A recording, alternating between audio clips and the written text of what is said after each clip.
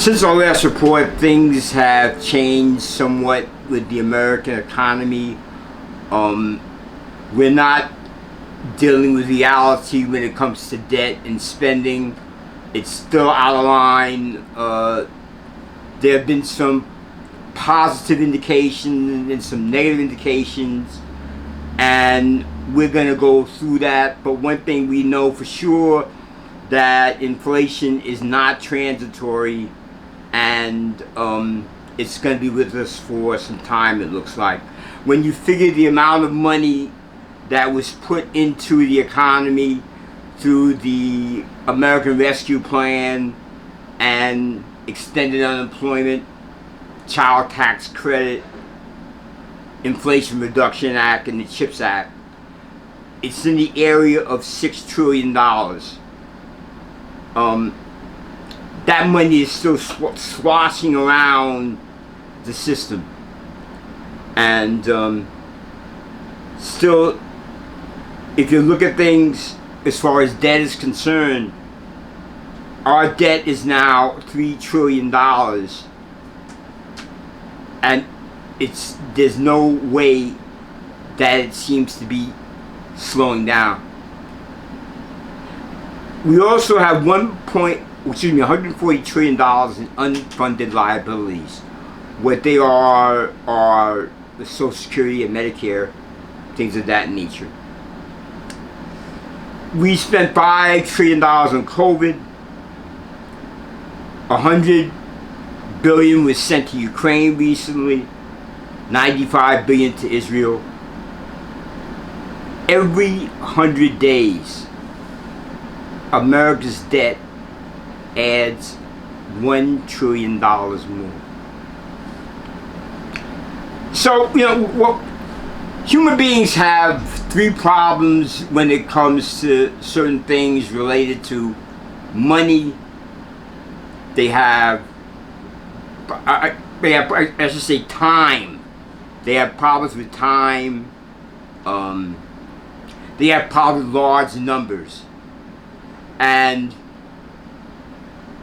let me just give you some flavor for what we're talking about when we talk about $1 trillion. $1 trillion, you'd be able to pay LeBron James for 50 years. It's 10 to the 12th power. It would pay the wages of an average American person for 1 year. $1 trillion, if you lay them out in dollar bills, would cover the entire state of Delaware. If you like the video so far, please give me a thumbs up and a like. Let's talk about what's going on now since we last spoke. Janet Yellen, the Treasury Secretary, says the $34 trillion is something that's a problem, something we need to look at. The Trump tax credits are expected to expire next year. Who knows what's going to happen? That's related to the election. We did have the Dow hit 17,000, an all-time high. Jobless rates were up. The federal funds rate, the reason why that's important is that's the rate that one bank lends another bank for it to meet its overnight obligations. That's the best possible rate available. That's 5.2. That hasn't changed in years. The prime rate is 8.5. That's the rate the banks lend to their best customers. Now, the consumer price index, here's where something's interesting. The consumer price index went up, which is a positive sign. That means that it's saying that inflation is slowing somewhat. But then on the opposite side, there's something called the ISM PMI, which is the Purchasing Managers Index. And what that is that's when they poll purchasing managers and ask them how much they're going to buy over the next year, how much they're going to invest in their plants, how much they're going to hire, things of that nature. And that dropped. So now you have the CPI encouraging and the PMI discouraging. Employment rate went up, and but keep in mind, most of these jobs that are being created are jobs that are government jobs, or jobs that people are taking as second and third jobs. The way the Bureau of Labor Statistics look at these numbers, if one person works 2 jobs, that's 2 jobs. So every time someone gets another part-time job, that's a job. Now for some more specific things, there's the big problem with the TikTok ban. I'm not sure how that's going to wind up. A lot of people really think it's a good application. The government is a little bit concerned about its penetrating into our youth.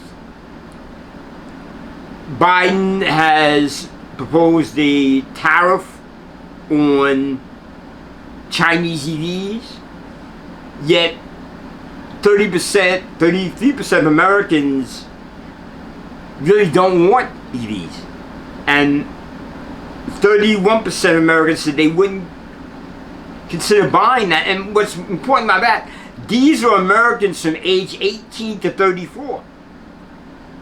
The European Central Bank made its first rate cut. It's targeting 2 this year.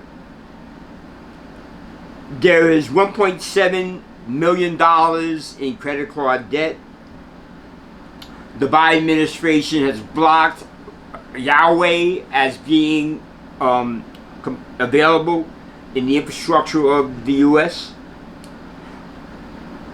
A lot of the Gen Zers are finally starting to see that maybe the track to middle class is not through college. A lot more of them are now going to trade schools.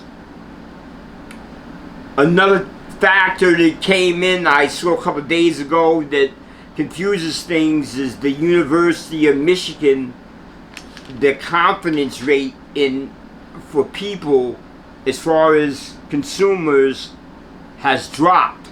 So we're getting all these mixed messages. We have an inverted yield curve, which means that people have more confidence in lending money to the government in the short term than the long term, which is a dead sign of recession. The Biden administration is still using the strategic oil reserve, petroleum reserve, to keep the prices down. I would have to say, just in general,